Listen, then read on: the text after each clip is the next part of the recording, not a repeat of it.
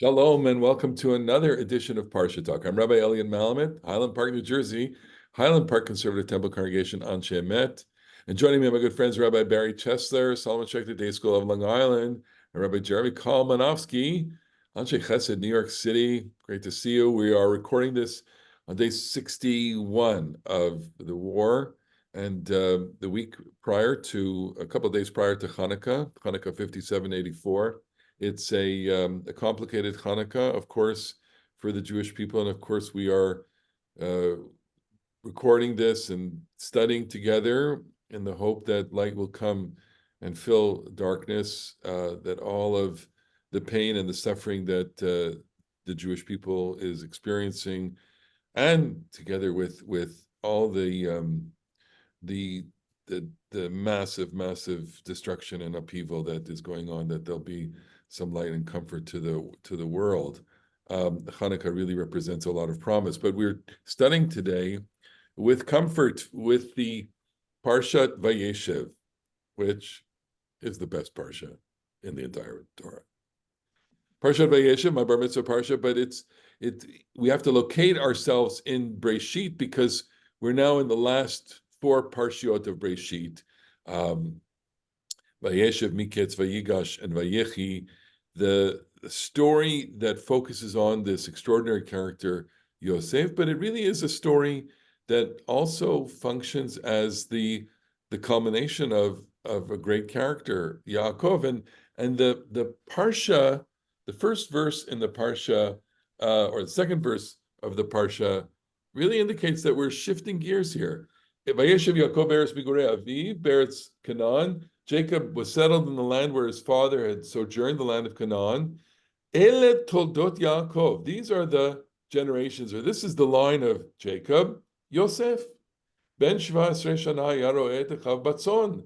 Joseph was 17, tended the flocks with his brothers as a helper to the sons of his father's wives, Bilhah and Zilpah, V'hunar et bnei Bilhah uven et bnei Zilpah Neshei Aviv. And so, we have so much information compressed into those lines.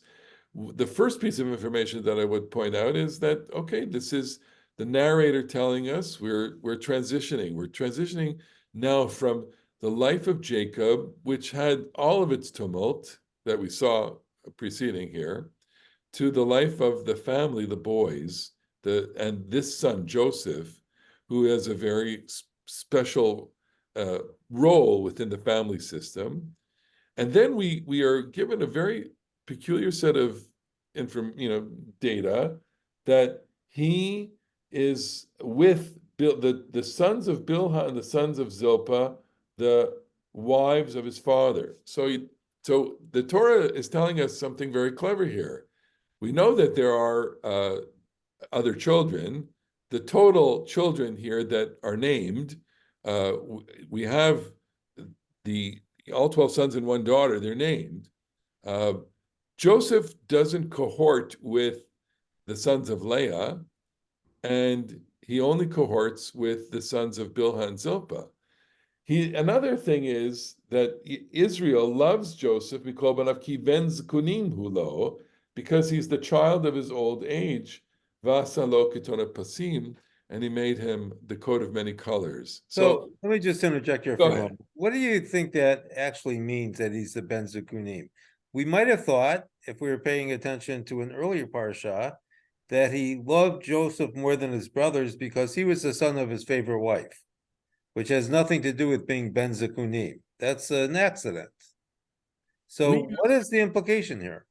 The son of his old age. So we could go a number of places with it, and I'm gonna try this, which is Benjamin is not born in the way that the story is told here. Okay, a plausible interpretation is the youngest child. He's the youngest child presently.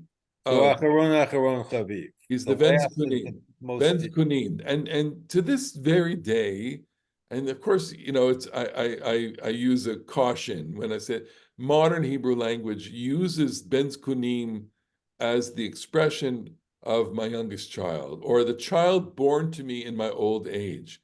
So you could say, well, it's a reference to Joseph ben Zkunim, and Benjamin is really, not really mentioned here. He's an afterthought, and he doesn't qualify because it's more about the relationship with Rachel. In the conventional telling, according to the chronological, telling of these stories, if we read the Bible chronologically, Benjamin is born already, and there is no Rachel. And so Joseph, and this is, I believe, Rashi who said Joseph is favored because he reminds Jacob of Rachel. But then Benjamin would remind Jacob of Rachel too. And that leaves us with the question of why Benjamin wouldn't have some kind of status like this. So I'm going to offer the following hypothesis, that the story is not in chronological order the way that the Torah is telling, that here what we have here, we have six boys born to Leah, plus the daughter, Dinah. We have the two children of Bilhah and the two children of Zilpah, and we have Joseph. Which one of these is not like the other? Joseph. Joseph has nobody. Joseph is the lone child to Jacob and Rachel. Rachel's still around as the Parsha begins, and he has nobody to play with. He has nobody to cohort with. The Leah sons and daughter could care less about him. All he has are the children of Bilhah and Zilpah, who, as we can point out, are subservient to the other wives. Okay, and so therefore he elevates himself in as a position. He's the son of the preferred wife, but he's not a partner to the wife that has the most children. He has nobody to play with, so there's a political dimension here. The only people that he can exert power over or influence over are the children of Bilhah and Zilpah. And so therefore, v'hunar b'nei Bilhah v'b'nei Zilpah n'shei aviv, v'yavei Yosef et dibatam ra'a el avihem. And he curries favor with his father by bringing details of those four brothers to his father. So I think one of the things you're suggesting in the way that you narrate this is that Joseph is actually born considerably after the last two sons of Leah, I think, are the last two born, right? Yes, correct. And Were they? that makes Jacob's behavior kind of odd, that he would choose someone who's considerably younger to watch over the sons of Bilhah and Zilpah. So therefore, he's not choosing him. It's Joseph. Joseph is motivated himself to spy on the other brothers. And this is what makes Joseph somewhat interesting, that he has Not pathetic? no, he wants things. He's alone. There is this, if we read it this way, I can develop a certain amount of empathy for him because he's a lone, child. Okay, His so he's aloneness. also a social climber even here. Yes, exactly. He's He wants to be looking to connected, advance. right? He And has then, no social life, so right. he's going to do what he can to become a powerful person. Okay, so Like Henry Kissinger. exactly. So then I would say, in the next scene when he goes out to Shechem and Jacob sends him out to Shechem, and he's stopped by the stranger. He says, "Et achai anochi mevakesh." We always read that verse with lots of layers of interpretation. I'm looking for my brothers. I'm looking for my brothers. Why? Because he has no brothers. He is alone, and he needs that. He wants so much to be a part of them, and he's not. Your whole reading, in my opinion, would be, first of all, it is not impossible. I think it's got some chronological problems. Most of all, that Rachel's death and Benjamin's birth are described already before any of this happens in the Torah, but that's not insurmountable. The Torah does tell things out of order. That's fine. But I think that the emotional power of your reading would actually be enhanced if Rachel was dead, because then his aloneness and his real marginality, because she would be at the center of the household, the center of the whole, polygamous household, were she still alive. And um, and Yosef's uh, perhaps cruel behavior. I mean, this is the way Rashi reads it, based on the Midrash. That as you said, he's picking on the marginal children, the Bnei Bilhah and Zilpah, and he's trying to lord it over them. And he's a total teenager, and the Bible even gives his age at 17. I think the stress on his isolation, his loneliness, the fact that his brothers, and the one thing that you said in the emotional reading, the thing that I didn't agree with was that the brothers, the children of Leah, don't care. Oh no, they care a lot.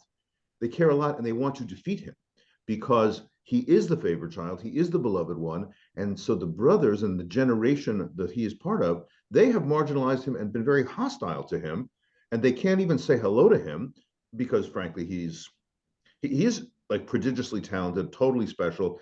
Just ask him. He doesn't let anybody forget that for a minute. So they're like really angry with him, and I think that the emotional power of that whole reading would be enhanced if we said he's an orphan. Okay, if he's an orphan. So I want to just point out one other thing, that they're really, in Bereshit, there's only one mama's boy, and that's Yaakov. okay. Possible exception is Ishmael, but Joseph is his father's son. That's the meaning, I think, of the father giving him the Katon Pasim, the coat of many colors, is that Jacob thoroughly identifies with Joseph over and against all the other brothers. Well, let me This is enhanced, by the way. This is enhanced by the Eila Toldot Yaakov Yosef. This is the story of Jacob. Let me tell you about Joseph, and the Midrash about that says that they were spit and image. Okay, but if Rachel is still alive, there's a different dynamic here, and which is that, yes, of course, traditionally and conventionally we read this. Joseph is an orphaned adolescent or 17-year-old. He's got no mother. But if he has a mother at 17 and he has a father at 17, his father is, well on in years. His mother may yet be well on, getting up there as well. But this group, the Jacob, Rachel, Joseph group, is the power group of the family.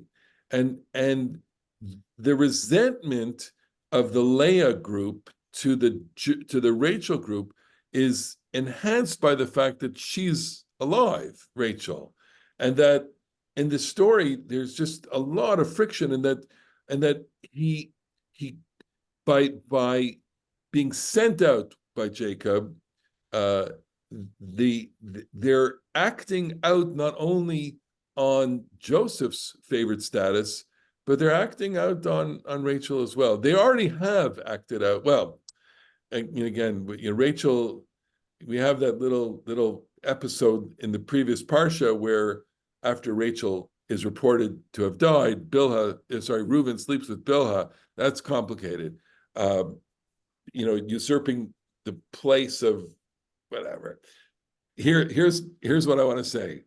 If Benjamin is not yet born and Rachel is still alive, there is a whole layer to this that happens, especially even next week. Spoiler alert, when the brothers come down and they tell him that, we were 12, we're 12 boys born to one father.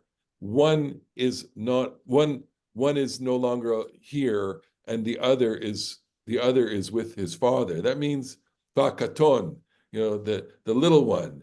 That would be a revelation to Joseph at that point. But I want to just throw one thing down your way, which may make your reading even further plausible, or may go the other way, which is that the story takes place along the central mountain spine in the land of Israel. Sure. Jacob has lived up in Shechem. He's been at Beit El, which is roughly, contemporary Ramallah. He's buried Rachel in Ephrat, which is Beit Lechem, which is, where that is. And then he's living in Hebron. So we just learned last week, when the death of Rachel was described, that she was died in childbirth on the road to Beit Lechem, and she was buried there in an ostentatious or very notable grave. And the midrashic power of that is like presumably all the way back to ancient times, and then still through medieval times, and then still today. There is this spot of Kever Rachel, and it is supposed to be a place for that most powerful intercessory prayer, the prayer of the wailing mother, the grieving mother. And she watched her children, be led out into Babylonian exile past that spot, and she cried for them and wept for them. And so, if you want to read it with the conventional chronology, Jacob sends Yosef from Hebron, makes him walk past Rachel's grave to meet them in Shechem, where he will be beaten and sold into slavery. So one nice echo could be, if she's dead and buried, then really he walks past her grave, makes a pilgrimage to her grave, and then gets sold into slavery. On the other hand, the famous verses from Yirmiyahu, chapter 31, Ko amar Adonai kol beRamah nishma, the voice is heard in Ramah, Nehi v'chi tamrurin, the bitter weeping, Rachel mevaka al baneha, she weeps for her children, me'ena lehinachem al baneha ki einenu. She refuses to be consoled for her children, for they are no more. Well, both of those two phrases, vayima'en lehinachem and echad einenu, Jacob refuses to be comforted, and the brothers say that one is no more. Both of those words appear in that verse from Jeremiah. So if Rachel is alive when these things happen, then Jeremiah sort of has her going through that weeping thing exactly as Jacob does. Fascinating, yeah. And furthermore, if she is alive, if the sort of between the lines she's alive, but she's never mentioned. She's never mentioned.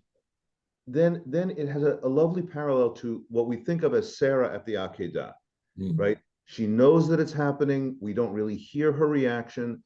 It could be like resonant in the mind of Jeremiah telling this story. It could be that Jeremiah is thinking like you. Look, and even all of us, we're weaving a kind of parallel narrative, imagining that the story now is being told through the eyes of Jacob, who is mourning, but there's a mother who's mourning. The Torah is not concerned about, the Torah is not giving us any information about that. But vayima'en leitnachem, he refuses to be comforted, and that there's even the marital bond between Rachel and Jacob is not functioning in that way, or unless, and here I want to post this as the most radical interpretation, unless she tries to comfort him, and from that Benjamin is born, and Benjamin is born without Joseph's knowledge, and we have a different kind of portraiture of Jacob here, who even in this terrible moment can become a father again, and that Benjamin becomes the child born to Jacob and Rachel subsequent to the quote passing of Joseph. I think that has there's some remarkable potential with that. So the interesting thing is it doesn't quite fit in with the way Joseph is going to respond in a couple weeks, because he doesn't ask if his mother is still alive, which you would think he would, if when he left she was. And that's a detail that needs to be worked out, I think. Okay, fine. All right, so we'll leave that there, and I hope. But it is intriguing. So I hope we get some response from our respondents. I want to focus, given that we are so wrapped up in the saga of the Chatufim, the Chatufot, the hostages, and Joseph, this moment where it's they say Hine bala chalamot hazaba, here comes the dreamer, let's kill him, Nargeu, we'll kill him and we'll throw him into one of the pits. And so Reuven says, "No, we're going to save him," and then let's hold him around for a bit, and then Yehuda, they strip him, they throw him in the pit, they go to sit down and eat, and then Reuven is away. Vayomer Yehuda lachama betzakin narogad achina. What benefit do we get from killing our brother? Lechu v'nimkerenu liishmael, and let's sell him. Let's sell him to this band of Ishmaelites.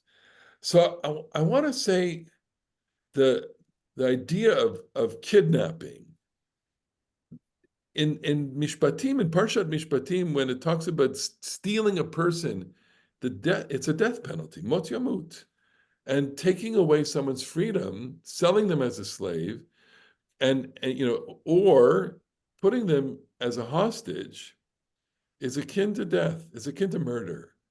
And given what we have seen over the last week and a half with the release of some of the hostages and what they're saying and the harrowing details, and I mean, none of these people are going to be the same. They're all shattered, and of course the 136, 138 that are still there, we don't even we can't even imagine what they are going through in the dungeon, in the pits of Gaza. And we're reading these parshiot with a split screen. We're reading it, one, to be immersed in the story. We're also reading it with reality unfolding in front of our eyes on a daily basis. Everything is changing on a daily basis. I just want to see if you have had any thoughts about this, reading the story differently, reading all of these stories differently, given the realities that we are experiencing. Is there something that you're seeing differently here in these stories? I'm seeing, incarceration differently. I'm seeing, I'm trying to imagine what it would be like to be a hostage. And of course, none of us can imagine. And if Joseph is giving any inspiration to these people, and because he's the classic example of the prisoner who, he gets redeemed. He comes out, but he's traumatized. He has to be traumatized by this. I don't know if you want to reflect on Well, that. I feel like Joseph, first of all, this is, interestingly enough, there are very, very few descriptions of prison in the Tanakh. So when the plague of the firstborn hits Egypt, it's from the Pharaoh on the throne to the lowliest prisoner in the dungeon. Jeremiah, because he's telling the king stuff he doesn't want to hear, gets thrown in a muddy pit in Jerusalem, some sort of incarceration in there. And I think these are the only places where anything like Daniel, the Torah or Tanakh. Daniel is Daniel, yeah, Daniel. But I'm thinking that it's not a big part of like the Bible story, because like they didn't have supermax prisons. What did they do? They executed people. But Joseph is, I mean, I think one of the things about Joseph's story is because he is Ish Matzliach, truly everything he touches turns to gold. Even the disasters turn to gold. He gets put into prison and he becomes chief of the prison. Everybody loves him. So I think that there's something about this story that is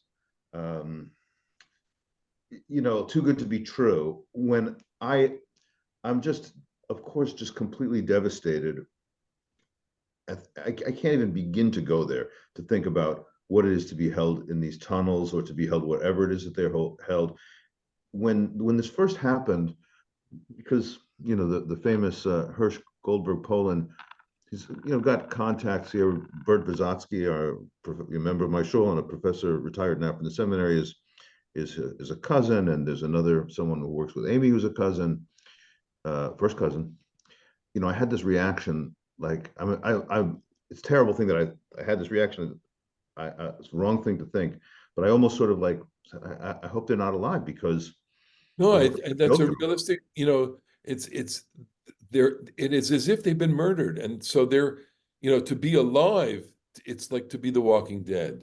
And I especially because everything that we're hearing about the sexual assault and everything is just, I just cannot bear the thought of what they're going through. It's just beyond belief. But the other thing about that is, we have a long, there's not a lot of prison in the Tanakh, but there is a lot of prison in Jewish history. And we have a very strong, I've spoken about this in the show in the past couple of weeks, and we will again this week when we have a guest from Israel coming in, about the importance traditionally of the mitzvah of Pidyon Shavuyim, Also, I know. redeeming captives. Yeah. And we've talked about this over the years with Israel's prisoner exchanges, over 1,000 prisoners for Gilad Shalit, the hostage swaps now. Yahya Sinwar, the head of Hamas, was in the Gilad Shalit swap. Yeah. And so, but there was a paper in the 1950s or 60s by Rabbi Shaul Yisraeli, who was one of the significant, religious Zionist authorities, who talked about the Mishnah says you shouldn't redeem people for more than they're worth, quote unquote. Meaning, you gotta realistically assess if you're driving up the price, if you're encouraging more kidnapping, if you You're make it too incentivizing, yes. you incentivize it. So Rabbi Shaul Yisraeli did write, and this is based on a Tosafot in Gitin. That's not how pikuach nefesh works. Exactly. That's, if you can save a life, save the life, and don't think about the stuff that may, reverberate down the causal chain. If you can be, if you can do pikuach nefesh and save a life, save a life. And that's the only thing I can think about is that regretful feeling I had, the feeling which I now regret, thinking that death would be preferable to what the depredations that they may be experiencing. So this is part of the save the life. This is how you can survive this, and of course, people, we lived with the generation. May the remaining survivors still be well. They were able to put their lives back together in some way, some successfully, some less successfully. Of course, we don't read about the less heroic ones. And this, of course, accompanies us in Jewish life, especially today. I don't know, Barry, if you have, I guess, what strikes me is that there are limits to how we can use the Torah to understand modern life. I think that we study Torah because it helps refine our thinking. And as you mentioned earlier, it sensitizes us to things that we really hadn't thought about. I mean, up until recently, we really don't think of Joseph as a hostage. But now we do. And that doesn't give us necessarily any insight into what we should do today. It might give us some insight into how we understand Joseph, which then might translate into some shaping of what we think an appropriate response would be. But, real life has its own sets of rules that we have to pay homage to, as it were. And, I'm reluctant to get wrapped up in the Torah as if the Torah has an answer for how we should behave in a situation like this. I agree with what Jeremy said. You need to save a life, because we all know that if it's our direct relative, that's what we would want.